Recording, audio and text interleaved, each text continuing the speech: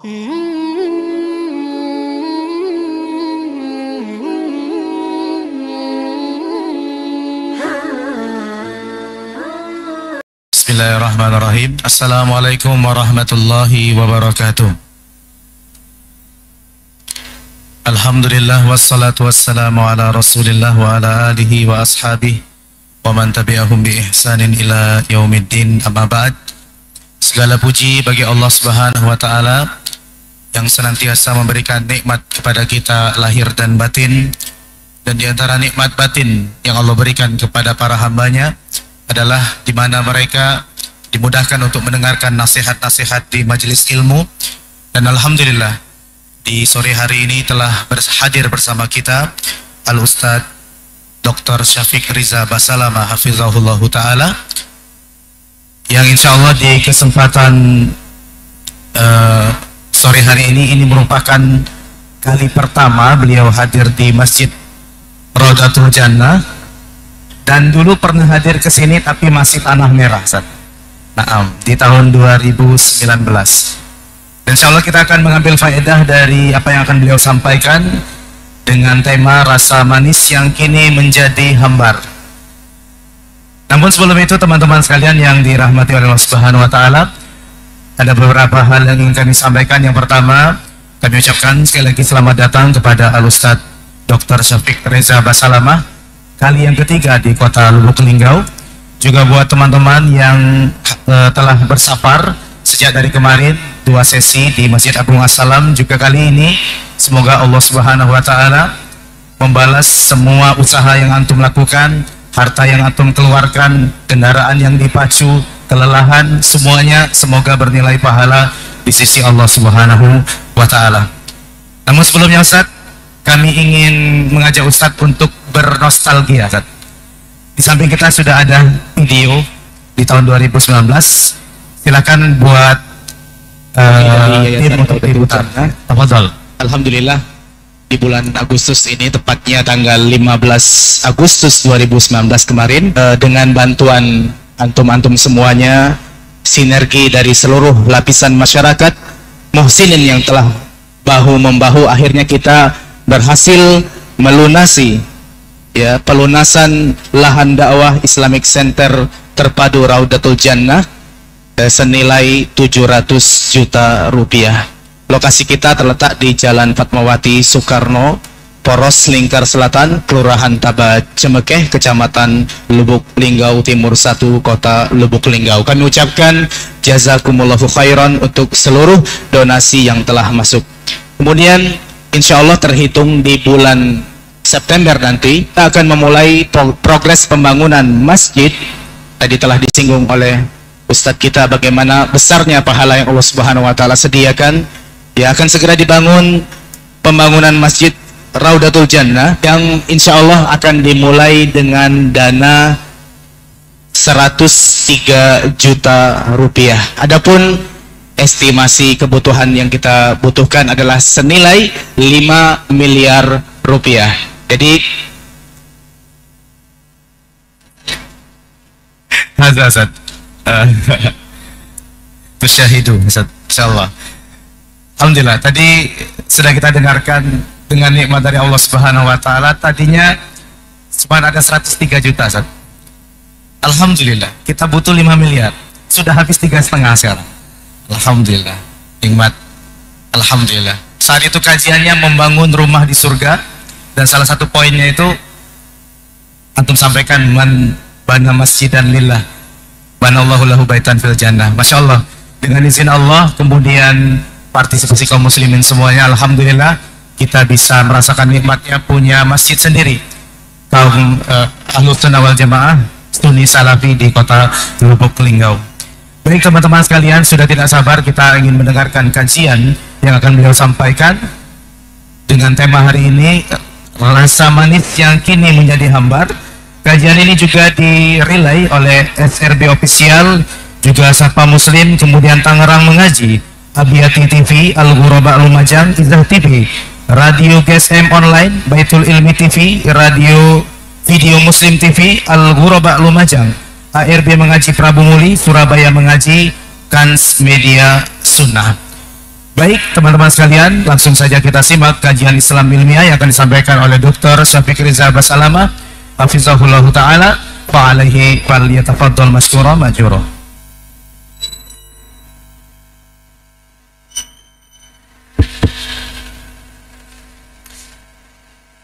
Assalamualaikum warahmatullahi wabarakatuh.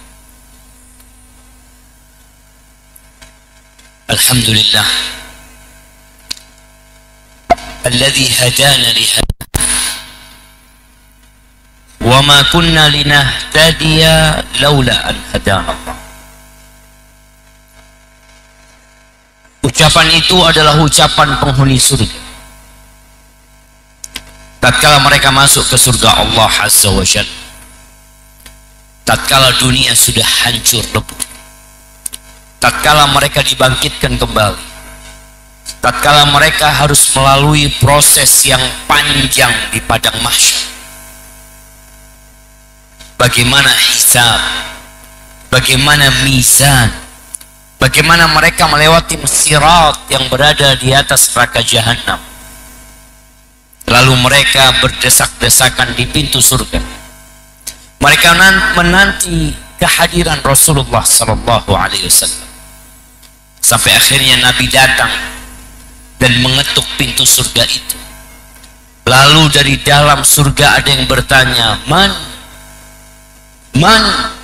Siapa yang ngetuk-ngetuk pintu ini? Qala Muhammad.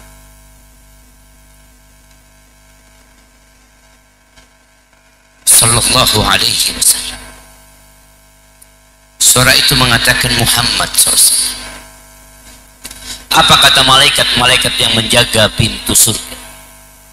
Aku diperintahkan untuk tidak membukakan pintu ini kecuali untuk. Semoga kita saat itu berada di belakang Rasul sallallahu alaihi wasallam. Dan tatkala mereka masuk surga, mereka mengatakan alhamdulillahilladzi hadana li hadza. Segala puji bagi Allah Jalla Jalaluh yang telah memberikan hidayah kepada kami untuk ini, untuk kembali ke surga. Yang tatkala Allah menurunkan Nabi Adam alaihissalam dari surga ke dunia, Allah mengatakan fa imma ya'tiyannakum minni huda faman tabi'a hudaya fala yadhillu wa la yashqa. Apabila datang kepada kalian petunjuk dari aku, barang siapa yang mengikuti petunjukku, maka dia tidak akan tersesat dan tidak akan menderita, tidak akan sengsara, tidak akan melarat hidup. Maka kita bersyukur kepada Allah yang telah memberikan hidayahnya kepada kita untuk sampai ke masjid. Dan masjid ini namanya Raudhatul Jannah, taman surga. Semoga kita juga dikumpulkan di surga Allah yang sebenarnya kelak pada hari kiamat. Allahumma salli wa sallim ala abdika wa rasulika sayyidina wa maulana Muhammadin wa ala alihi wa ashabihi ajma'in. Ya Allah, semoga salawat dan salam, berkah dan nikmat senantiasa Engkau curahkan untuk hamba kekasih-Mu, untuk baginda Nabi kita Muhammad alaihi salatu wassalam, untuk keluarga beliau, untuk istri-istri beliau. Antum sebutkan 9 istri Nabi SAW.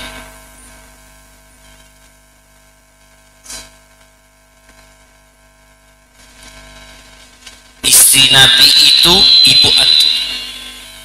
Jamaah, istri Nabi itu ibu kita ya. Pantas nggak anak nggak tahu sama ibu? Berapa yang antum kenal sama ibu antum? Pakai mic-nya.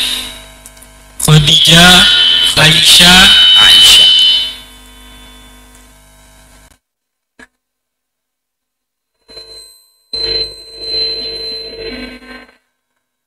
Cuma 2. Ibu kita tuh 11. Khadijah radhiyallahu anha. Terus Aisyah. dari siapa? 5.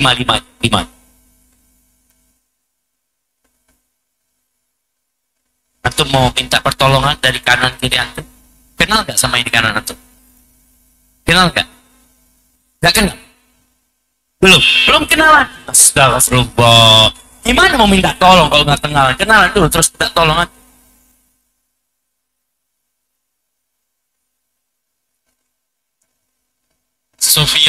Sofia. Tanya lagi. Ummu Salama. Ummu Kalsum. Anaknya lah. Baik, cukup. Anda kasih hadiah buat antum. Bagi 2 hadiahnya. Nah, nanti selesai antum baca, antum kasihkan ke dia. Ibadillah. Istri-istri Nabi itu adalah wanita percontohan untuk perjuangan. Wanita percontohan untuk pengorbanan. Wanita percontohan untuk segala kesusahan. Maka kalau kita nggak kenal sama ibunda kita, ya gak sedikit gimana.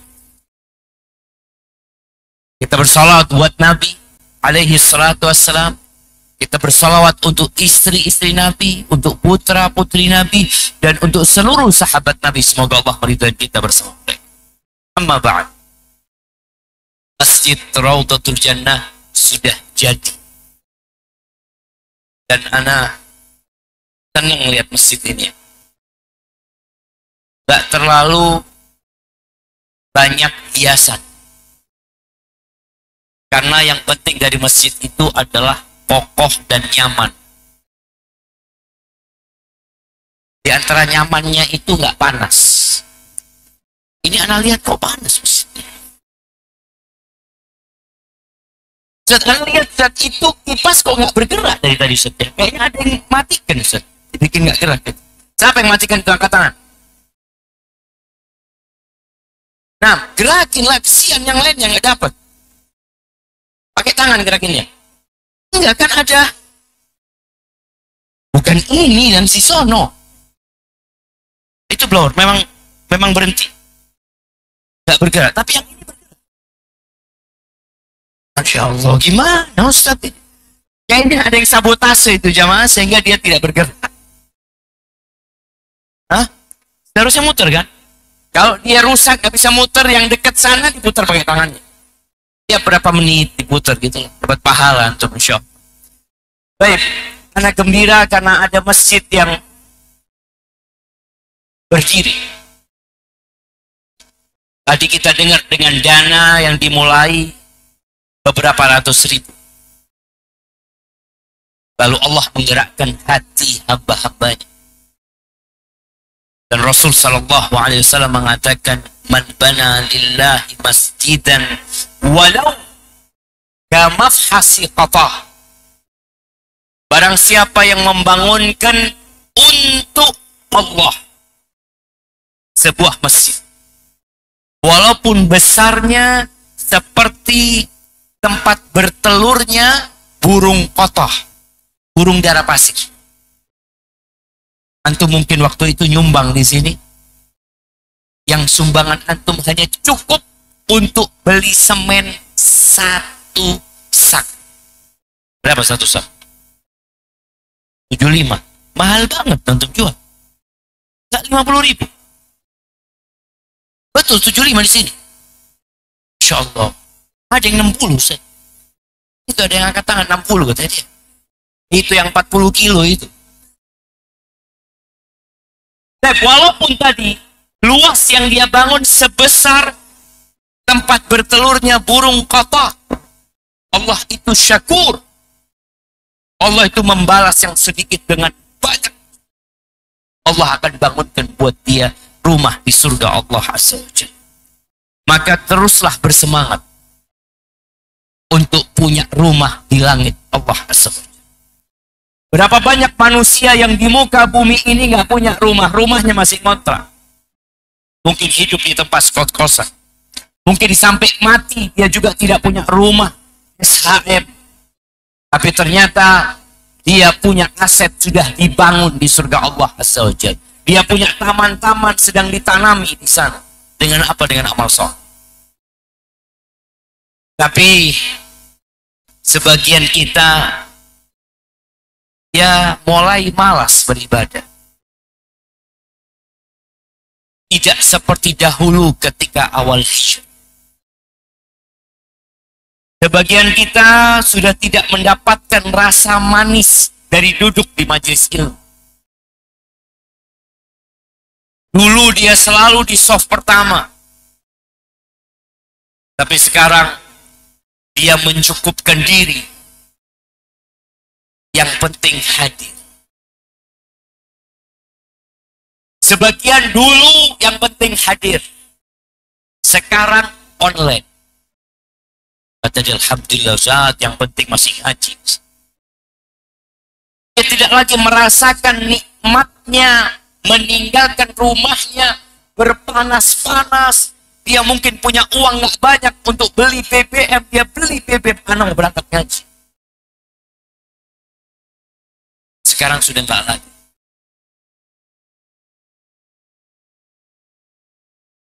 Sebagian kita jamaah di tempat ini itu nggak semangat untuk mengenal saudaranya.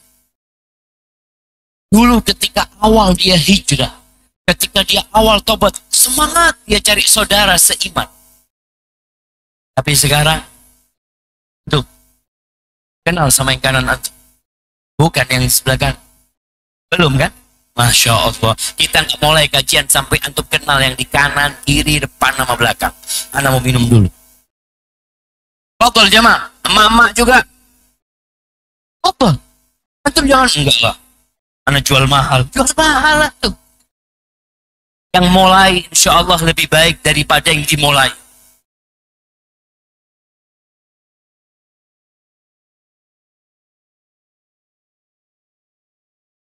Dari tadi nggak kenal sama dia. Tadi datang itu enggak. Ya Allah, siapa? Udah kenal semuanya? Nah, antum udah kenal sama ini kanan? Sama ini di belakangnya? Udah, alhamdulillah. Baik. Itu jemaah, biasanya orang kalau pertama hijrah itu datang ke masjid, ingin dia tambah saudara. Ingin dia tambah kawan. Tapi sebagian kita yang sudah ngaji, malah nggak mau kenal. Saya ingat cerita seorang kawan, dia cerita ketika anak awal hijrah Ustaz, anak datang ke sebuah masjid di Surabaya. Dia katakan Ustaz yang isi. Mana sama istri anak?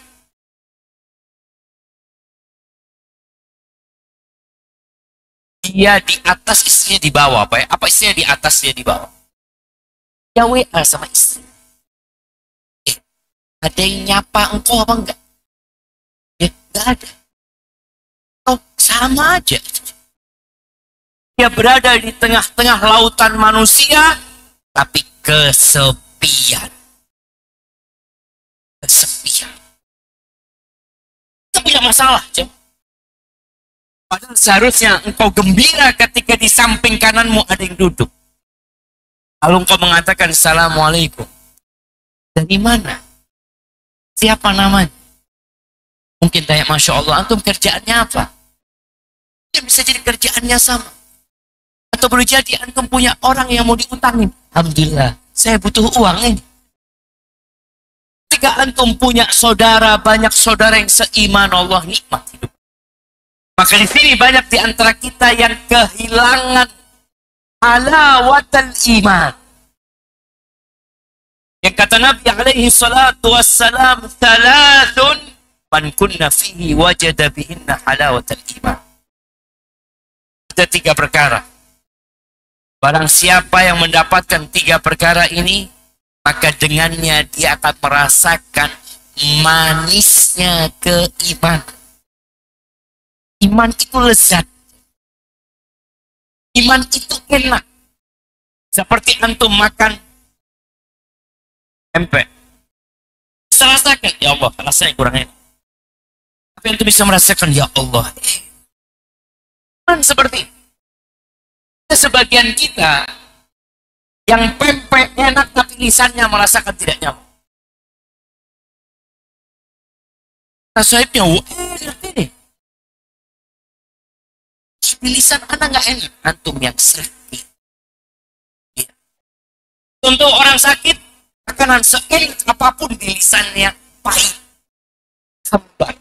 Ada 3 perkara barang siapa yang mengumpulkannya, maka dia akan merasakan manisnya keimanan. Siapa yang menyebutkan 3 perkara tersebut?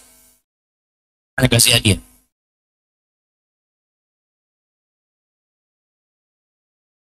Baik. Tangan dulu dia di belakang. Bapak, nah. Iya. Tunggu mic-nya dikirimkan ke antum.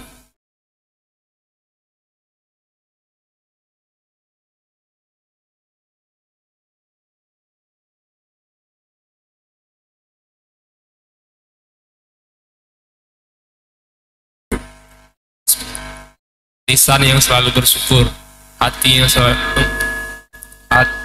Lisan yang selalu bersyukur, lisan yang berzikir, hati yang bersyukur, dan istri solehah, istri solehah mendoakan suami. Iya, itu jawabannya benar, tapi untuk pertanyaan yang salah.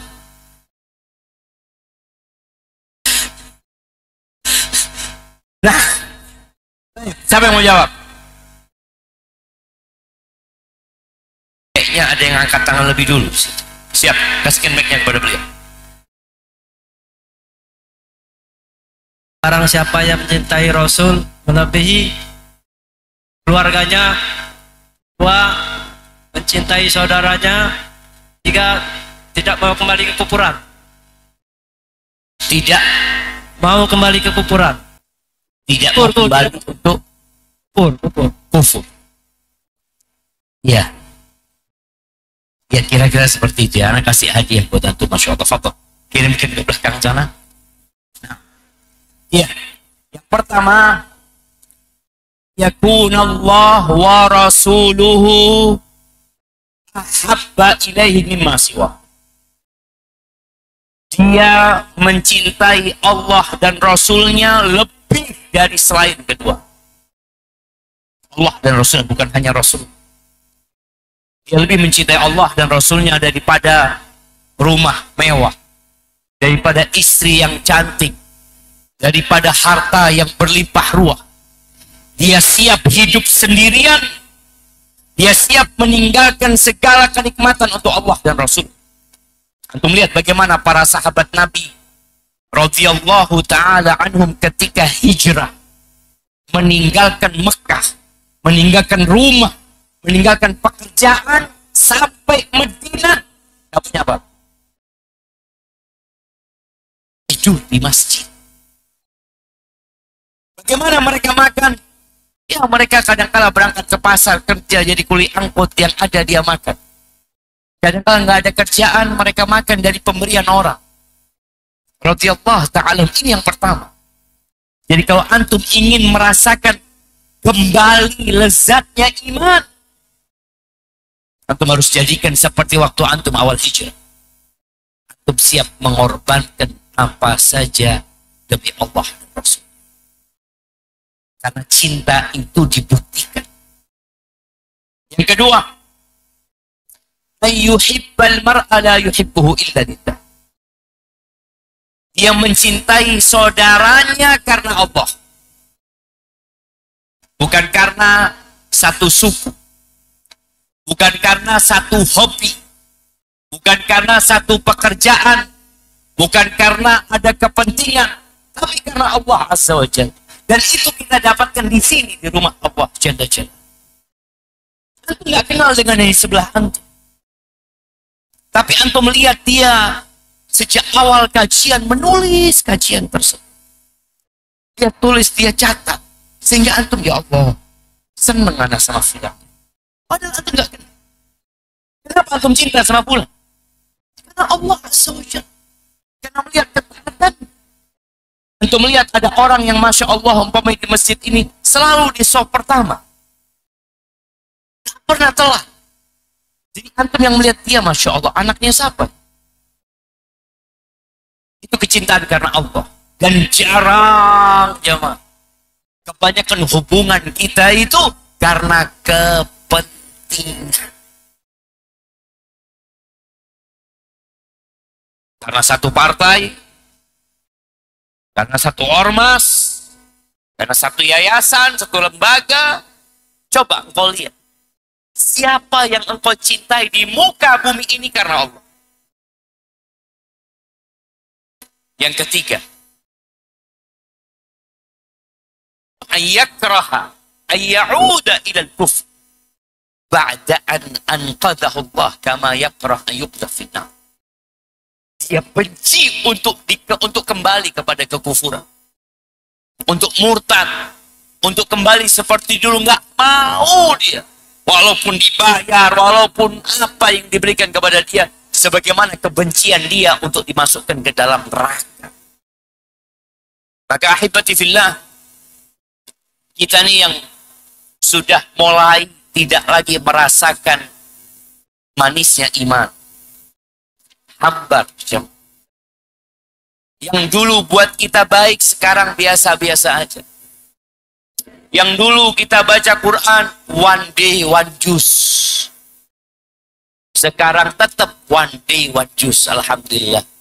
Tapi di bulan Ramadan. Bas. Kemana? Al-Hasan Al-Basri. Rahimahullahu ta'ala, beliau mengatakan, Tafaqadul halawa fi tanah.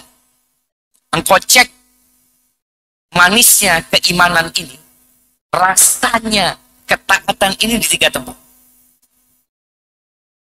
Ya, kita cek. Yang pertama, fis shalah. Antum menikmati nggak sholat? Ada sebagian orang sholat dulu, Masya Allah. Dia cari masjid yang sholatnya panjang. Nah, sekarang cari masjid yang paling cepat sholat. Berarti antum tidak lagi merasakan nikmatnya ini. Di Surabaya ada kawan-kawan Masya Allah.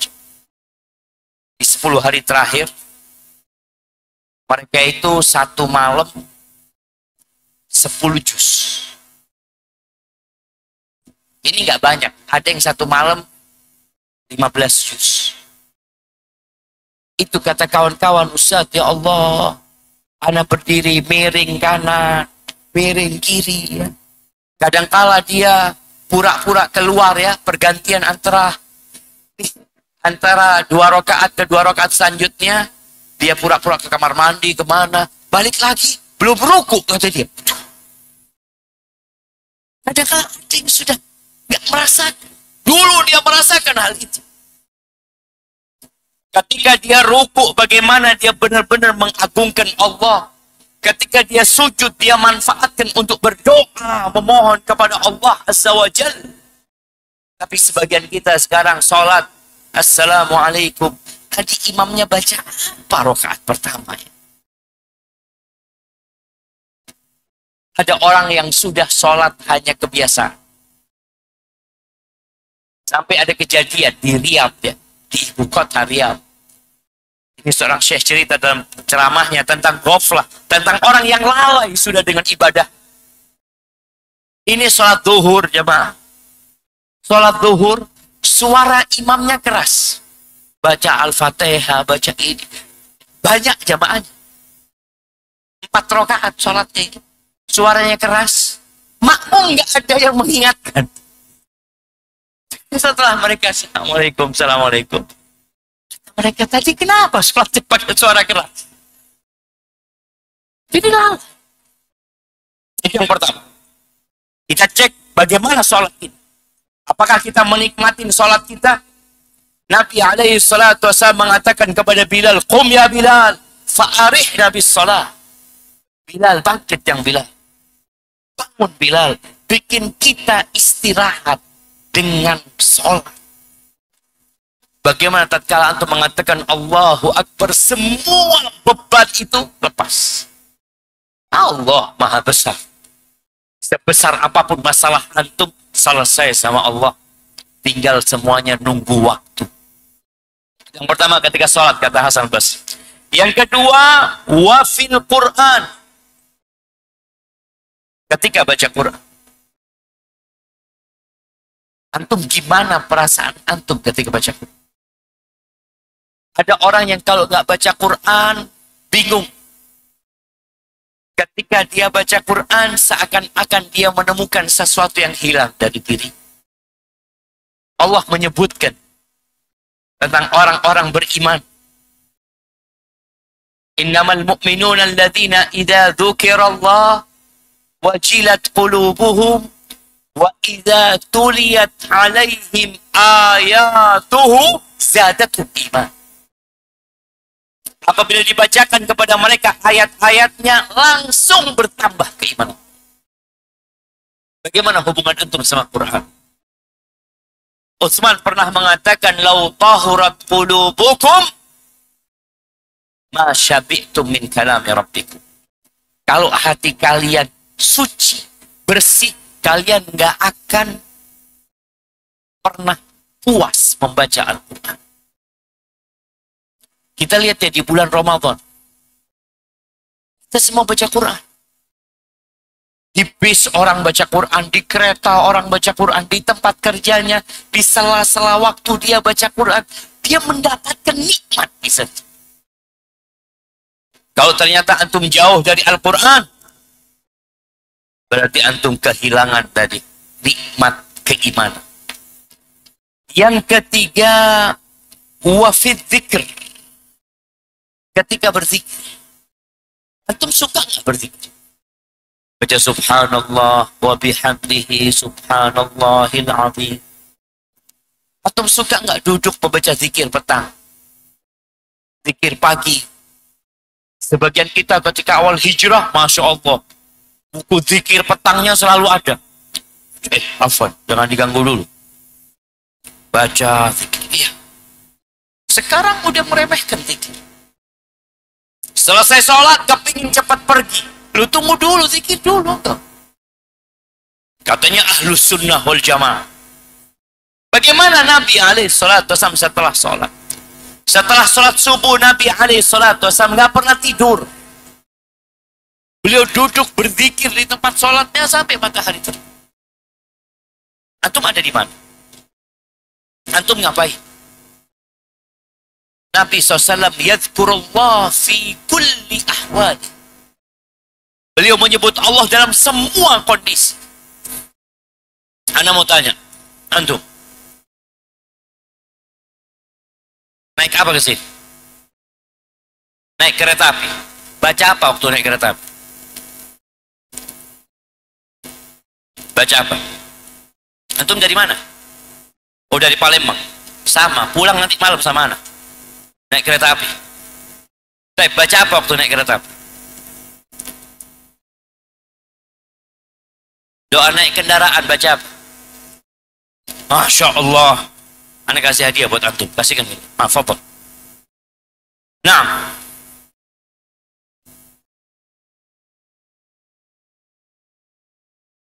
Mohon dipindahkan mobil Avanza hitam. Pindahkan kemana maksudnya? BG 1715 GA. Kalau antum tetap mau dengarkan kajian, nggak apa-apa, kuncinya kasihkan. Biar wakafkan ke masjid. Nggak apa-apa kan? Iya, BG 1715 GA. Avanza hitam. Dan nanti kalau antum naik ke mobilnya, jangan lupa berzikir. Baca doa naik kendaraan. Baca bismillah, alhamdulillah, Allahu akbar, Allahu akbar, Allahu akbar. Subhanalladzi sakhkhara lana hada wa ma kunna lahu muqrinin. Wa inna ila rabbina lamunqalibun. Bayangin ya. Bagaimana seorang yang berzikir mengatakan sesungguhnya kami akan kembali kepada Tuhan kami. Jadi antum lihat bagaimana kondisi antum dengan sholat, Quran dan zikir. Hasan al-Basri, fa in wajadtumuha famdu wa abshiru. Kalau kalian dapatkan di 3 tempat ini kelezatan, kenikmatan, lanjutkan, bergembiralah engkau. Wa illam tajidu fa'lam anna babak mughlaq. Tapi kalau kalian tidak mendapatkan kelezatan di 3 ibadah ini, maka ketahuilah pintumu tertutup. Bicara zikir ini amalan yang paling ringan. Antum nggak harus menghadap kiblat. Antum nggak harus berwudu. Antum nggak harus kondisi berdiri. Alladzina yadhkuruna Allah qiyaman wa qu'udan wa ala junubih. Mengingat Allah berdiri, duduk, tiduran, terus mengingat Allah Azza wa Jalla. Dan alhamdulillah jamaah, sekarang ada sarana yang mudah. Kita punya handphone. Antum baca zikir-zikir yang dibaca Nabi SAW. Nggak ada ceritanya lupa, nggak bawa buku zikir. Kemudian ahibati fillah, kalau dulu kita merasakan kelezatan dalam beribadah, kemudian hilang, ketahuilah penyebabnya kita. Jangan salahkan lingkungan. Jangan salahkan pekerjaan. Salahkan siapa? Antum sendiri. Kita ini sering mencela zaman. Ya mau gimana Ustaz, kondisinya seperti ini, zamannya sudah berubah. Kata Imam Syafi'i mengatakan, na'ibu zamanana wal aibu fi. Fama li zamanina aibun siwana. Wa nahjuzaz zamana bi ghairi dhanbin. Walau nataqaz zamanu lana hajat. Kita ini suka mencela zaman. Itu Imam Syafi'i ya. Baik. Imam Syafi'i meninggal tahun berapa? Mana yang mau jawab? Anda kasih hadiah. Nah. 283. 253.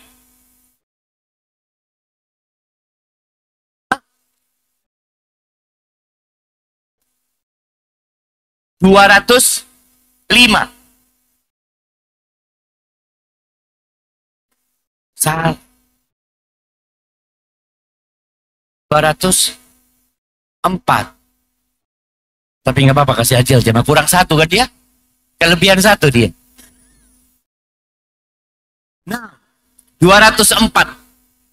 Beliau sudah menghadapi orang-orang yang selalu mengatakan zamannya, masanya, kondisinya. Beliau mengatakan na'ibu zamanan. Kita mencela zaman kita. Sedangkan celaan itu fina. Kita yang tercela sebenarnya. Zaman itu nggak bisa dicela. Yang dicela itu ya pelaku zaman itu kita-kita ini.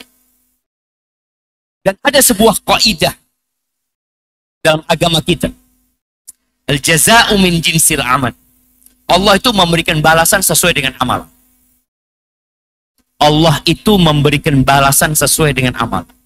Maka kalau antum baca Quran akan ketemu bima kanu yaksibun. Bima amiltum. Bima aslaftum. Bima kanu yasnaun. Ya, karena perbuatannya sesuai. Dengan apa yang kalian perbuat, kalian akan mendapatkan balasan. Jibril pernah mengatakan kepada Nabi SAW, "I'mal ma syi'ta." Beramalah semaumu. Fa innaka majziyun bi. Engkau pasti mendapatkan balasan atas apa yang kau amal. Dan kalau kita lihat, tidaklah terjadi perubahan kecuali karena kita penyebab. Allah berfirman, "Innallaha la yughayyiru ma biqaumin hatta yughayyiru ma bi anfusihim." Surat Ar-Ra'd ayat 11, sesungguhnya Allah tidak akan merubah kondisi suatu kaum sampai mereka yang merubah kondisi mereka sendiri. Jadi kita penyebabnya. Kenapa kok kita kehilangan kelezatan itu? Dulu kita hidup nikmat, sekarang hidup menderita. Engkau sebab. Ada ucapan seorang Al-Imam Al-Kabir, Zahidul Asr, seorang imam yang besar, yang meninggal pada tahun 215. Ini Imam Dhahabi dalam kitabnya Siyar A'lamin Nubala mengatakan tentang beliau Al-Imam Al-Kabir Zahidul Asr. Orang yang zuhud di masa itu. Percontohan orang yang zuhud. Abu Sulaiman Ad-Darani. Apa kata beliau? Man saffa sufiyala. Barang siapa yang bersih, yang menyucikan dirinya, yang memurnikan dirinya, akan diberikan buat dia jalan. Wa man kaddara kuddira alaih. Barang siapa yang mengeruhkan diri, akan dikeruhkan oleh Allah. Dia penyebab. Wa man ahsana fi lailihi kufi'a fi nahar. Barang siapa yang berbuat baik di malam hari, sholat malam, berzikir, baca Quran, beristighfar, di pagi harinya akan dibalas sama Allah. Antum merasakan ketika antum bangun malam, antum berzikir, antum baca Quran di pagi hari, antum akan dapatkan nikmat. Walaupun gak punya uang. Waman ahsana fi nahari kufi'a fi. Barang siapa yang berbuat baik di siang hari, maka dibalas di malam hari. Untuk ketika di siang hari berbuat baik, malam harinya dibangunkan sama Allah untuk sholat malam. Masya Allah. Sejak kapan pakai AC?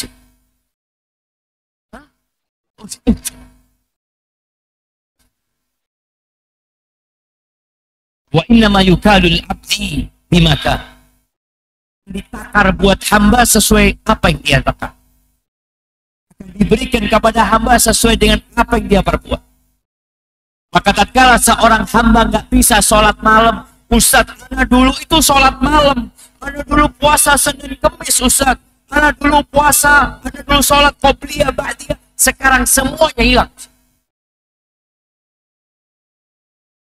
Masalahnya di antum.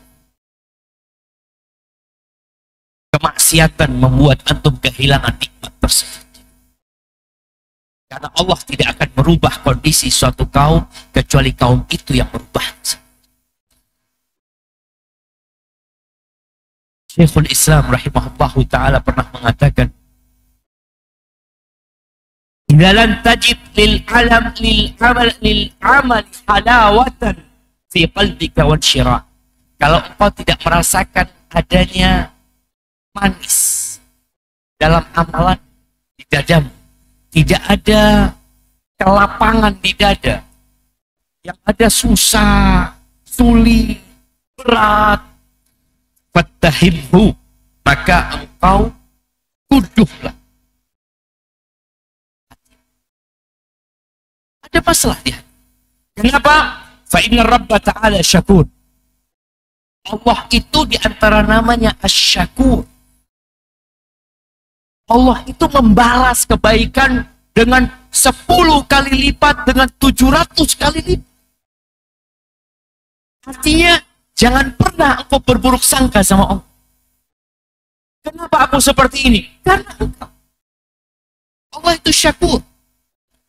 Yani annahu la budda an yusibal amil ala amali di dunia. Allah pasti balas. Balasan itu di dunia Allah kasih, sebelum di akhirat nanti. Min halawatin yajiduha fi qalbih. Balasan dari Allah itu bukan harta yang berlimpah ruah, tapi kenyamanan, kelezatan, kemanisan yang dia dapatkan di dadanya. Kuat dia, dadanya lapang, hidupnya bahagia. Fahaitsu lam yajid dzalika fa'amaluhu bat. Kalau dia tidak mendapatkan lagi kelezatan dalam amalannya, berarti amalannya itu tersisipi. Kemasukan sesuatu. Boleh jadi di hatimu ada ria. Boleh jadi di hatimu ada keinginan dipuji dan disanjung oleh orang. Boleh jadi engkau beramal hanya sekedar melaksanakan kewajiban. Setelah bagaimana memang kewajiban. Tidak ada lagi engkau bagaimana benar-benar mengagungkan Allah dalam amalan tersebut. Alhamdulillah. Apa yang harus dilakukan? Kala kita merasa sabar dengan ketaatan yang kita lakukan. Tidak lagi merasakan kenyamanan menuntut ilmu. Merasa sudah baik. Merasa sudah cukup. Maka kau cari sebab. Jangan bicara obat. Cari sebabnya dulu. Kalau engkau dikasih obat, tapi nggak tahu sebab penyakitmu, engkau sakit lagi. Seperti ada orang perutnya panas. Dia murus. Kena diare. Dia dikasih obat sama dokter. Dia minum obatnya 2-3 hari enakan. Hari keempat balik lagi. Karena dokter tidak menyebutkan atau tidak mencari sebab. Kau tanya, apa sebabnya dok? Sebabnya engkau kebanyakan makan cabai. Ketika dia tahu, oh berarti aku harus ngurangi makan cabai. Minum obat, ngurangin makan cabai, insya Allah sembuh. Dan yang tahu sebabnya, antum sendiri. Kita tahu. Allah mengatakan balil insanu ala nafsihi basirah. Akan tetapi manusia itu ngerti tentang diri. Antum tadi sholat asar itu khusyuk apa enggak? Antum yang tahu. Apa tetangga antum tahu? Enggak. Antum tadi ketika sujud baca doa apa tidak? Antum yang tahu. Antum sebelum salam tadi baca nggak doa Allahumma a'inni ala dzikrika wa syukrika wa husni ibadatik. Antum yang tahu. Bayangkan ya. Mu'ad bin Jabal. Mu'ad bin Jabal itu tingkatannya di antara para sahabat itu dari ulamanya para sahabat. Bahkan dia kelak pada hari kiamat ketika dibangkitkan ada berada di depannya ulama-ulama yang itu Mu'ad bin Jabal. Itu dikasih amalan sama Nabi. Nabi mengatakan kepada Mu'ad bin Jabal, la tada'anna fi duburi kulli salat. Jangan engkau tinggalkan. Ini pesan bukan amalkan, tapi jangan engkau tinggalkan. Di penghujung setiap sholat untuk mengatakan Allahumma a'inni ala dzikrika wa syukrika wa husni ibadati. Tadi sholat subuh antum baca, sholat duhur antum baca, sholat asar baca, tadi antum sholat qobliyah duhur baca, waktu duha baca. Jangan engkau tinggalkan. Ini tingkatan ulamanya para sahabat. Bagaimana dengan kita, jamaah? Maka kita yang tahu dengan penyakit kita sendiri. Kemudian bicara dosa. Kita semua pelaku dosa. Dari tadi pagi sampai sekarang, engkau coba lihat. Apa hari ini dosa yang aku lakukan? Hanya saja kalau sudah bermuhasabah tentang dosa, kita perlu ilmu. Berapa banyak orang-orang yang tidak tahu bahwa saya perbuatannya dosa karena nggak belajar. Emak-emak ngobrolin tetangga, ngomongin tetangga. Nih antum nulis komentar yang kurang nyaman. Dengan kata-kata yang buruk, antum berpikir nggak dosa? Maka antum harus belajar tentang dosa-dosa besar. Sehingga antum melihat, ya Allah, alhamdulillah selamat dari ini. Terus, kenapa ya anak kok hambar dengan ketaatanku? Boleh jadi kebanyakan dosa-dosa kecil. yang antum meremehkan. Kata Nabi SAW, Iyakum wa muhaqqaratid dunub. Kalian hindari dosa-dosa yang diremehkan. Fa inna laha minallahi taliban. Allah sudah menyediakan malaikat khusus yang menuntut dosa-dosa kecil. Yang kita anggap, oh nggak apa-apa. Karena sebagian kita kalau sudah ngaji, itu pinter. Bisa memilah dosa besar dan dosa kecil. Dia lihat, oh dosa kecil, aman, istighfar, selesai. Iya. Nah, dia pinter. Ilmunya digunakan untuk berbuat dosa. Padahal seharusnya ilmu itu mewariskan rasa takut. Innama yakhshallaha min ibadihil ulama. Yang takut kepada Allah dari hamba-hambanya siapa? Al-ulama. Yang punya ilmu. Tapi sebagian kita belajar malah memanfaatkan ilmunya untuk berbuat dosa. Hati-hati. Walaupun dosa kecil yang antum kerjakan, akan ada penuntutan khusus untuk dosa-dosa. Kemudian ahibati fillah, setelah antum tahu itu, antum bertobatlah kepada Allah. Perbanyak istighfar. Duduklah antum. Hitung dengan tangan antum. Sebagian orang menghitung dengan tasbih. Tasbih ada yang pakai biji. Ada tasbih yang pakai digital. Ya, sebagian ulama membolehkan hal itu karena itu sebagai wasilah, sarana. Tapi kalau antum mau menghitung dengan tangan antum itu lebih utama. Tapi hitung yang benar.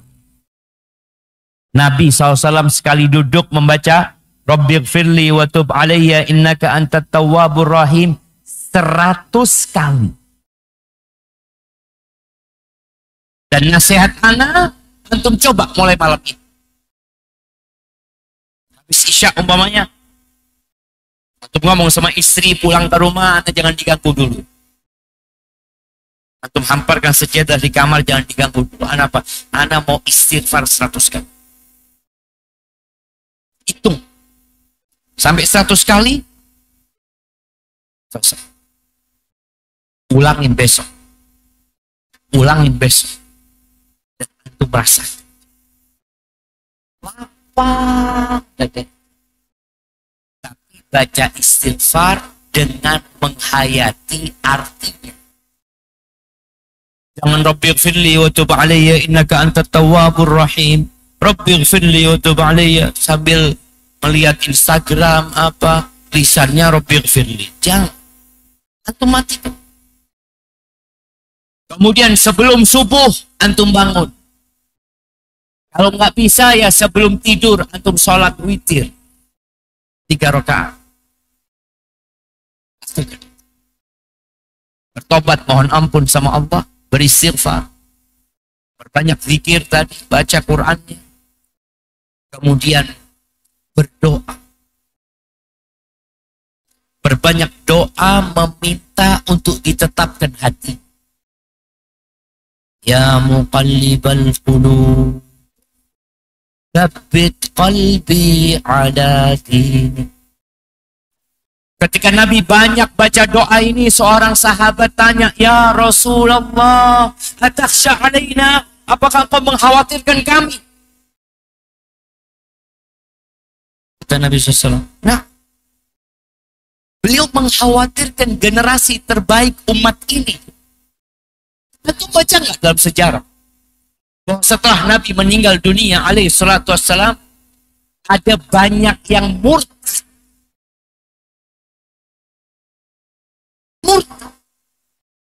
Sehingga Abu Bakar setelah meninggalnya Nabi alaihi salatu wassalam itu sibuk memerangi orang-orang yang murtad.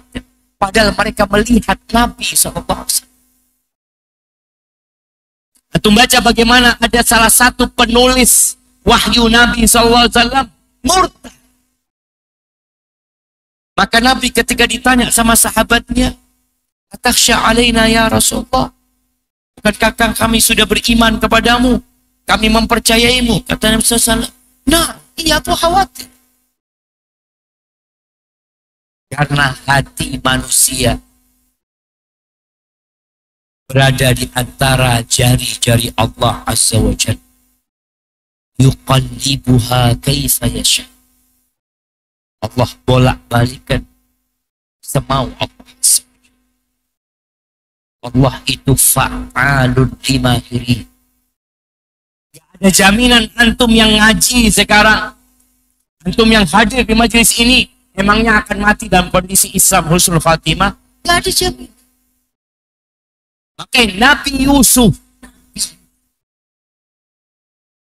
kita perlu baca tuh doa-doanya Nabi. Apa sih yang diminta sama mereka?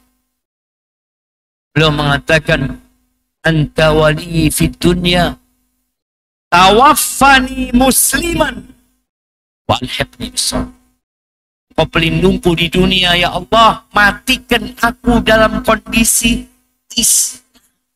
Nabi minta husnul khatimah. Bagaimana dengan kita? Dan kumpulkan aku dengan orang-orang soleh. Maka baca doa-doa itu. Di antara doa Nabi SAW, beliau berlindung dari hilangnya nikmat. Allahumma inni a'udzubika min zawali ni'matika.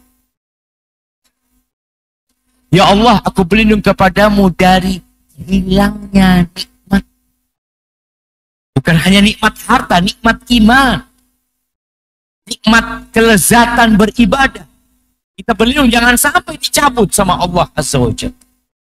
Baca doa, Rabbana la tuzigh qulubana ba'da idh hadaitana wa hab lana min ladunka rahmah innaka antal wahhab. Ya Allah, jangan selewengkan hati kami. Palingkan hati kami. Jangan sampai dipalingkan hati kami setelah Kau memberikan hidayah kepada kami. Ya jangan. Anugerahkan kepada kami rahmat dari sisimu. Engkau adalah pemberi anugerah al-Wahhab. Abdullah bin Abbas radhiyallahu anhuma diriwayatkan di antara doa yang dia baca ketika wukuf di Arafah. Tepatnya doa dikabulkan. Beliau mengatakan, Allahumma la taslibni minal Islam wa la taslibil Islam min. Atau Allahumma la taslubni minal Islam. Ya Allah, jangan cabut aku dari Islam. Dan jangan cabut Islam dari aku. Jangan cabut aku dari Islam. Dan jangan cabut Islam dari diri. Itu ulamanya sahabat. Abdullah bin Abbas. Antum coba cek doa-doa kita ini apa? Minta istri. Minta anak. Minta pekerjaan yang lancar. Minta rezeki yang banyak, yang berkah. Silahkan, boleh minta. Tapi jangan lupa untuk fokus meminta keimanan. Ketetapan di dalam hati. Yang terakhir, sebelum kita masuk ke sesi tanya jawab. Segera diamalkan. Dan jangan ditunda. Kita nggak tahu besok pagi kita masih hidup atau tidak. Kita juga nggak tahu kalau besok pagi kita hidup, apakah kita dalam kondisi beriman atau sudah kafir. Na'udzubillah minta. Nabi mengatakan alaihi salatu wassalam kepada para sahabatnya, Badiru bil a'mal, segera kalian beramal. Fitanan ka qita'il lailil mudlim. Sebelum datang fitnah-fitnah yang seperti potongan malam yang gelap gulita. Fitnah yang membuat orang kebingungan. Yusbihur rajulu mu'minan wa yumsi kafiran. Paginya beriman, sorenya sudah kafir. Sorenya beriman, paginya sudah kafir. Kenapa? Yabi'u dinahu bi'aradin minad dunya. Dia jual agamanya. Untuk mendapatkan sedikit kenikmatan dunia. Aqulu qawli hadha wa astaghfirullah li wa lakum wa lisairil mu'minin wal mu'minat. Fastaghfiruhu innahu huwal ghafur rahim. Kita masuk ke sesi tanya jawab. Anda kembalikan ke Ustaz.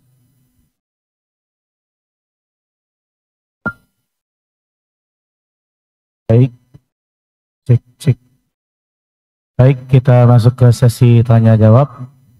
Adapun yang pertama Ustadz, ini bukan pertanyaan. Assalamualaikum ya Ustadz, semoga Ustadz dan tim SRB selalu dalam lindungan Allah. Ana minta tolong didoakan ya Ustadz untuk kesembuhan adik Ana dan keluarganya yang saat ini sakit dan semuanya dirawat. Mohon doanya agar diberi kesabaran dan diberikan kesehatan. Barakallahu fiik ya Ustadz. Jemaah rahimakumullah. Allah kalau cinta sama hambanya, itu bukan dikasih sehat, bukan dikasih harta yang berlimpah ruah, tapi dikasih bala. Jadi yang sakit, yang sedang punya masalah, ketahuilah itu salah satu tanda cinta Allah kepada hamba. Tapi bukan berarti antum boleh minta sakit, jangan. Antum jangan pernah minta berjumpa dengan musuh. Jangan minta bala, minta al-afiyah. Maka kita berdoa memohon kepada Allah Azza wa Jal dengan nama-namanya yang indah, sifat-sifatnya yang mulia. Allahumma shfi mardana wa mardal muslimin. Ya Allah, sembuhkan yang sakit di antara kami dan di antara umat Islam. Dan semoga yang menulis dan meminta tadi disembuhkan keluarganya, diberikan afiah, diberikan syifaan ajilan yang tidak meninggalkan penyakit. Amin. Barakallahu fikum. Ustadz, Ana batal nikah. Karena batal nikah. Karena calon mertua minta acaranya harus meriah, pakai musik. Bagaimana Ustadz? Nah, jamaah, ada dua hal yang harus dipisahkan. Menikah dan walimah. Menikah dan walimah. Menikah itu hanya membutuhkan dua mempelai, dua calon mempelai, adanya dua saksi, adanya wali nikah, adanya ijab qabul dan mahar, selesai. Maka engkau ngomong aja sama calon mertuamu, bismillah kita nikah di KUA aja dulu. Masalah walimah nanti lain. Jadi ketika mereka mau mengadakan walimah dengan acara mungkin yang tidak sesuai dengan sunnah, engkau nggak ikut-ikut, tapi nikahnya sudah sah. Nikahnya udah sah. Jadi ada perbedaan antara walimah dan nikah. Dan walimah itu yang benar nggak wajib. Nggak wajib. Kita jamaah yang katanya beragama jangan berlebih-lebihan, banyak di antara kita yang berlebih-lebihan. Emangnya walimah itu harus ngundang berapa orang? Walimah itu boleh pakai pempek, boleh nggak? Boleh. Harus potong kambing? Enggak. Antum walimah sudah pakai kapal selam, biar orang-orang makan kapal selam, sudah selesai. Nah, intinya tadi ada akad nikah dan ada walimah. Dan boleh jadi nikahnya sudah sepekan yang lalu, walimahnya baru bulan ini. Boleh jadi walimahnya bulan depan karena nunggu punya rizki. Boleh jadi walimahnya tahun depan. Boleh. Kayaknya belum punya rizki sekarang, bismillah tahun depan insya Allah sekalian akikoh mamanya. Anaknya udah lahir, ini apaan ini? Walimah sama akikoh sekalian. Artinya boleh, menunda walimah itu boleh. Dan tadi walimah nggak harus mewah, tapi kalau tradisi di sana mereka memang mau banyak yang diundang, mau berbagi, ya tafadhol. Selama tidak ada mukhalafah syar'iyyah. Lalu berkaitan dengan musik, tadi udah disampaikan di Masjid As-Salamnya bahwa musik itu diperbolehkan dalam dua kondisi. Yang pertama ketika walimah, yang kedua ketika Idul Fitri dan Idul Adha. Hanya saja jenis musik yang diperbolehkan itu adalah rebana saja. Maka kalau ketika walimah itu antum nggak apa-apa hidupkan nasyid yang pakai rebana. Di tempatnya perempuan disetel sendiri khusus di sana mungkin. yang menyenandungkan memang perempuan juga di antara mereka pakai rebana, atau mereka ngundang orang langsung yang pakai rebana bersenang-senang, itu diperbolehkan. Kita ini kadangkala yang terlalu, yang haram dihalalkan, yang haram dihalalkan, kemudian yang halal diharamkan. Jangan sampai. Maka dua hal itu diperbolehkan. Dua hal. Dalam dua kondisi ya. Ketika walimatun nikah dan ketika Idul Fitri atau Idul Adha. Di rumah Nabi SAW pernah ada.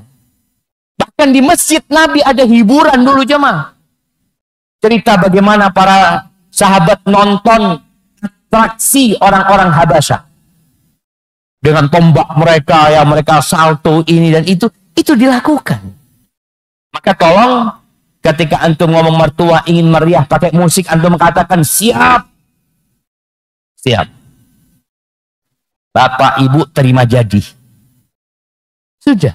Ketika pas walimah, antum setel nasyid dengan duf. Antum nggak bohong. Ini apa ini? Ini isinya bagus, ayah. Ayah, sambut tamu-tamu aja. Sudahlah, suruh sambut tamu. Karena sudah selesai gitu loh jamaah. Acaranya sudah terjadi. Dia nggak akan ribut karena dia sibuk dengan menyambut tamu. Dan kita pun tadi boleh diperbolehkan ketika pernikahan itu, jangan sampai pernikahan seperti pengajian. Antum datang ke pernikahan, ke walimah ikhwan, diam dong. Acara apa ini? Walimah. Lalu disetelkan. Idza zulzilatil ardu zilzalaha. Ya Allah, kiamat ya Allah. Barakallahu fikum. Nah, Baik, Ustaz. Berikutnya, jika kita harus lebih mendahulukan yang wajib daripada yang sunnah, namun banyak kita dapati redaksi orang soleh terdahulu, ketika ada orang yang lebih membutuhkan, ia mendahulukan orang lain dari keluarganya sendiri. Ketika wajib dan sunnah, perlu diingat ya, yang namanya kewajiban harus dilaksanakan. Mungkin dia mencontohkan kejadian di masa Nabi alaihi salatu wassalam, di mana Abu Talhah bersama istrinya Ummu Sulaim yang menyuguhkan makanan buat tamu. Dia sendiri gak makan. Menyuguhkan makanan untuk tamu yang sebenarnya makanan itu buat anak-anak. Diperbolehkan apa tidak? Yang jelas kewajiban harus dilaksanakan terlebih dahulu. Kalau anak-anak sampai sakit nggak makan, maka dosa orang tua. Tapi kalau enggak, mereka udah makan sebenarnya. Mereka pun tidur nggak ada masalah. Besok baru makan paginya. Maka dia telah melaksanakan yang wajib. Dia telah melaksanakan yang wajib. Memberikan nafkah kepada istri wajib. Dan ibu-ibu juga harus pelajarin. Yang wajib dari suami itu apa? Sandang, pangan, papan. Tapi kalau mau kesenangan umpamanya, ada anak ketika dia sudah mencukupi nafkah buat istrinya, dia menyenangkan orang tuanya. Bukan bicara nafkah buat orang tuanya. Bicara menyenangkan orang tuanya. Kemudian istri nuntut, Ustaz, anak ini gimana Ustaz? Suami anak menyenangkan orang tuanya. Oh ya nggak apa-apa, dia berbakti sama orang tuanya. Pertanyaannya, apakah dia mendolimimu? Apakah dia tidak memberikan nafkah yang wajib buat engkau? Kalau ternyata iya, berarti suami zalim. Kalau enggak. Kalau nafkah wajib sudah Ustaz. Tapi kan kita juga kepingin senang-senang lah Ustaz. Kita kepingin lah naik mobil yang lebih bagus, momen seperti itu. Nah, itu bukan bicara nafkah wajib. Jadi tolong diperhatikan mana yang wajib dan mana yang sunnah. Wajibnya sampai kadar seperti apa yang kau dilaksanakan, sisanya bukan wajib, sunnah juga akhirnya. Seperti itu. Wallahu a'lam bishawab. Berikutnya, saya mempunyai seorang ibu berusia 90 tahun. Ibu saya pikun. Kadang-kadang sama anaknya sudah lupa. apakah masih wajib kita mengingatkan untuk sholat? Sudah berapa kali diingatkan, diarahkan, namun ibu nggak sholat, ya Ustaz. Subhanallah jamaah. La yukallifullahu nafsan illa wus'aha. Allah tidak memberikan beban kepada hambanya lebih dari kemampuan. Bicara di antara syarat seorang itu mukallaf, itu adanya al-aql, akal. Ketika akalnya sudah tidak ada, berarti dia sudah lepas dari taklif. Malaikat juga sudah tidak mencatat. Kenapa? Akalnya sudah nggak ada dia. Kalau sesekali akalnya datang, kadang-kadang orang pikun itu jadi ingat ya. Ingat, mau sholat, ibu mau sholat. Sebenarnya akalnya nggak ada ibu nih, cuma sholat. Tahu-tahu nanti sholat 2 rakaat, assalamualaikum sudah. Assalamualaikum. Oh ibu 4 rakaat. Dia sudah pikun. Jadi insya Allah nggak ada masalah. Tapi bagaimana seorang anak ini terus berbakti sama ibunya. Tadi ketika ibunya akalnya datang, dia kepingin sholat, ya udah biar dia sholat. Jangan mengatakan, oh udah ibu nggak wajib sudah sholat itu. Ibu jangan dikatakan seperti itu. Jadi tetap dibimbing ibunya. Boleh jadi ketika itu akalnya ada. Sehingga dia sholat. Apabila ketika sholat akalnya hilang lagi, ya nggak ada masalah. Karena memang sudah diangkat penanya malaikat. Hadza wallahu a'lam bishawab. Berikutnya, bagaimana solusi futur di tengah-tengah Ramadan, Ustaz? Di tengah-tengah Ramadan. Ramadan. Udah lewat Ramadan ini. Ya jamaah, sungguh menyedihkan ya. Ketika berbuat dosa di tengah-tengah orang-orang yang berbuat ketaatan. Ketika meninggalkan ketaatan di tengah orang-orang yang sedang berlomba-lomba melakukan ketaatan. Jadi kalau bicara engkau futur di tengah-tengah Ramadan, yang harus pertama dilakukan adalah bertaubat. Itu karena dosa. Boleh jadi kita nggak punya dosa yang dilakukan oleh raga kita. Boleh jadi dosa itu dosa hati. Seperti hasad. Hasad itu penyakit hati. Iri. Pelit. Itu penyakit hati. Maka antum coba lihat. Atau mungkin anak suka berburuk sangka sama Allah. Ada orang yang kadang-kala dia dosanya itu ketika dia kena musibah, dia ngomong dalam hatinya, ya Allah, kenapa engkau lakukan itu sama aku ya? Aku sudah sholat, aku seperti itu, dia menggerutu. Maka hendaklah kita berusaha tadi untuk melihat kondisi hati kita. Yang jelas yang perlu dilakukan tatkala kita futur adalah bertobat kepada Allah, istighfar, dan lihat apa penyebabnya. Kalau penyebabnya engkau seperti itu karena kawan-kawan, ada yang karena sohib. Gara-gara kawannya setiap hari ngobrol aja, nggak baca Quran, nggak ngaji. Bahkan sebagian mengatakan tidurnya orang puasa itu ibadah.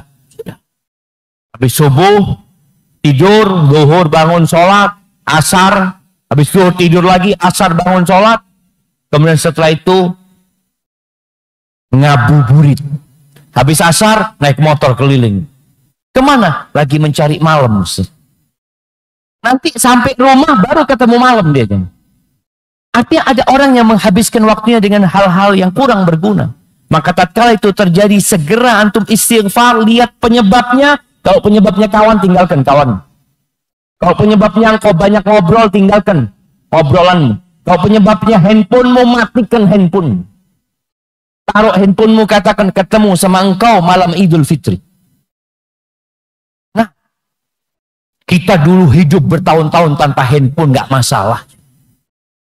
Sebagian kita sekarang takut mematikan handphone. Oh gimana nanti kalau keluarga anak telepon? Gimana nanti? Gimana ya Allah? Dulu engkau nggak ada handphone, nggak bisa dihubungin sama sekali, engkau merasa aman. Maka tolong kita, tadi biasanya handphone ini termasuk yang ya merampok sebagian kelezatan ibadah kita. Hadza wallahu a'lam bishawab. Ya Ustadz, bagi yang bersafar mana yang lebih utama, sholat berjamaah bersama imam atau sholat jamak qashar? Apakah orang safar dianjurkan untuk sholat qabliyah ba'diyah? Ya, kalau bicara dia ketika sedang musafir, dia punya rukhsah. Rukhsahnya itu adalah qasar, bukan jamak. Dia qasar. Tapi mau jamak diperbolehkan karena kondisi. Kalau antum ketika itu sholat di masjid, kemudian imamnya sholatnya nggak qasar, ya antum ikut imam 4 rakaat.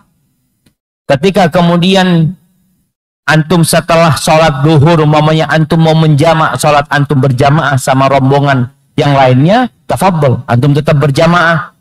Diusahakan seperti itu, antum sholatnya 2 rakaat. Dan kalau antum sudah dalam kondisi musafir dan antum sholatnya qasar, maka jangan sholat qabliyah ba'diyah. Dan sebuah kemuliaan dalam Islam ini jamaah.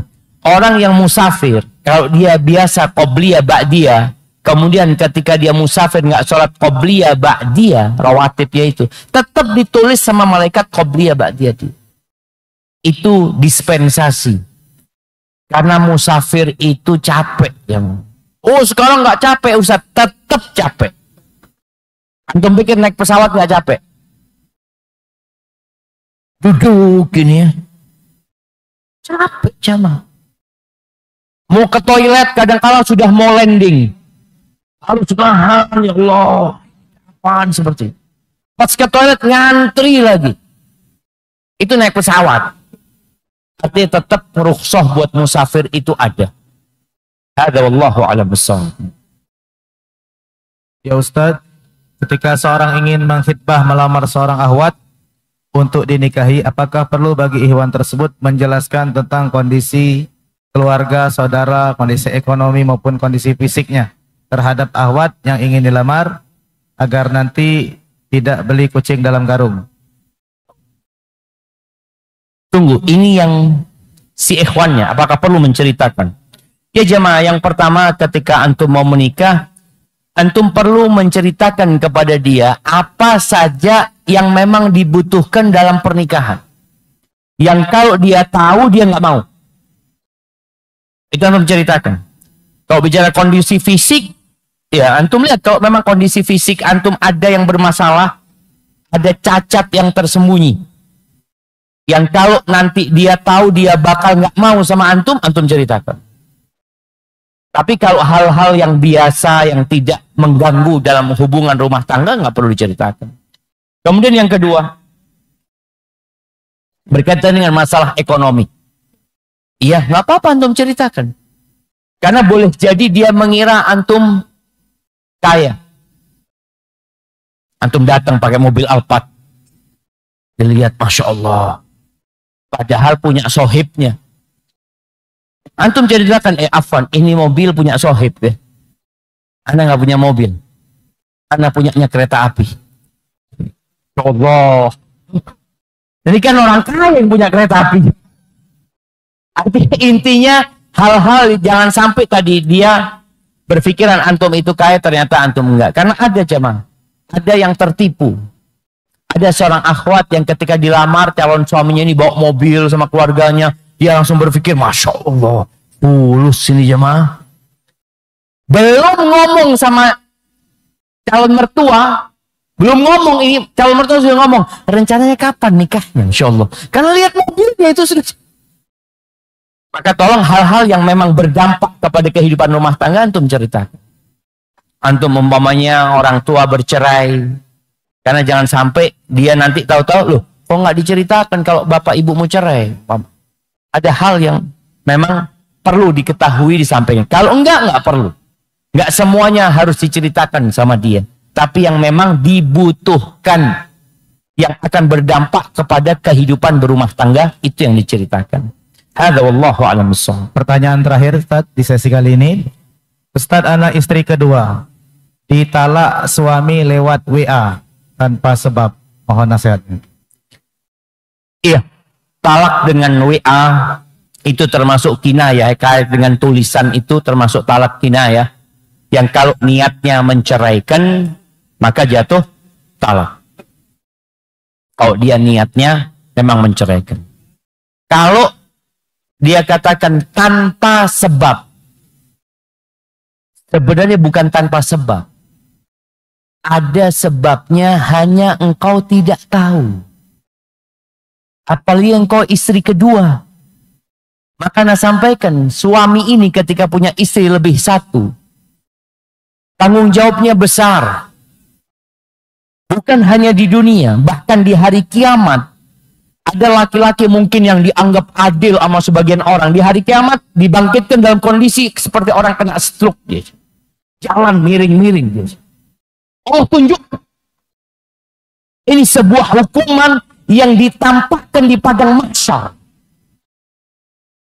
Artinya kan ada orang yang berbuat dosa yang ditutupin. Tapi ya'ti yawmal qiyamah wa shiqquhu ma'in. Dibangkitkan dari kuburnya pada hari kiamat dalam kondisi tulang rusuknya. Boleh jadi suamimu yang tadi dikatakan dia menceraikan tanpa sebab, boleh jadi karena dia takut. Karena dia merasa kayaknya anak nggak adil. Kayaknya anak nggak mampu. Sedangkan engkau merasa tanpa sebab. Ada sebab. Boleh jadi salah satu sebabnya rumahnya hampir berantakan. Yang pertama, ada kondisi yang menyebabkan dia harus menceraikan engkau. Maka nasihat anak buat seorang wanita yang diceraikan sama suaminya, engkau katakan inna lillahi wa inna ilaihi raji'un. Kalau memang itu sebagai musibah buat engkau. Tapi ada perempuan yang diceraikan sama suaminya, alhamdulillah alladzi bi ni'matihi tatimmu shalihat. Alhamdulillah ya Allah. Nah, ada yang bersyukur. Setelah itu engkau minta ganti sama Allah yang lebih baik. Dan seorang wanita kadang-kadang nggak bisa move on.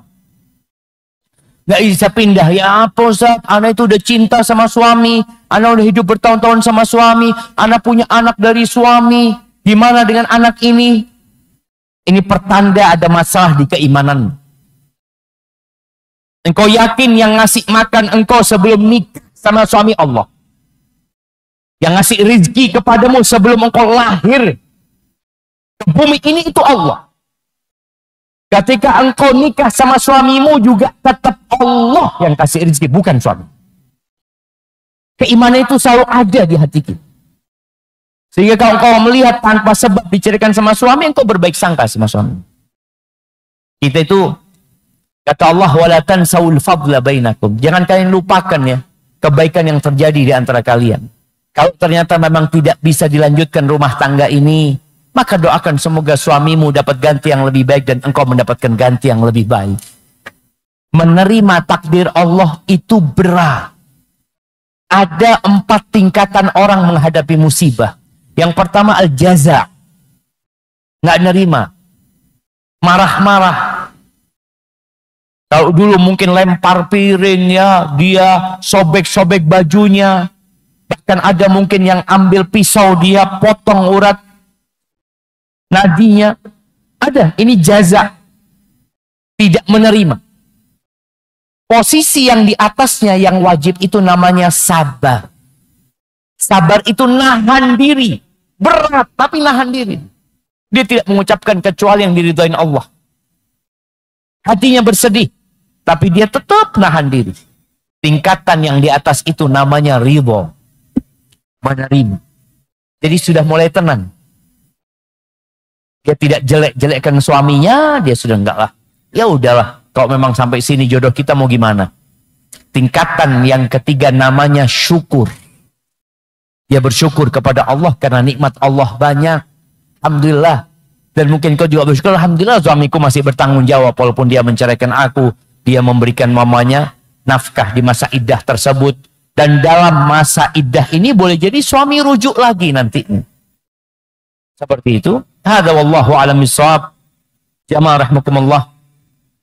Ana bersyukur bisa sampai ke Lubuk Linggau lagi, bisa berjumpa dengan antum. Tapi sebelum kita berpisah, ana mau kasih hadiah buat yang paling jauh, Ustaz. Nah, yang paling jauh dari mana kira-kira? Tadi ada yang dari Palembang. Dari Palembang. Ada yang lebih jauh daripada Palembang? Jambi. Oh Bogor lagi mah. Bogor datang dari Bogor ke sini mau kajian. Apa sudah tinggal di sini? Dari Bogor mau kajian di sini. Masya Allah. Kasihkan tuh jamaah. Belakang sana. Sama yang Jambi. Jambi lebih jauh dari Palembang. Hah? Dari mana? Tumbang. Apa namanya? Padang. Lebih jauh lagi. Masya Allah. Kasihkan hadiahnya. Mana? Oh, jauh dari mana?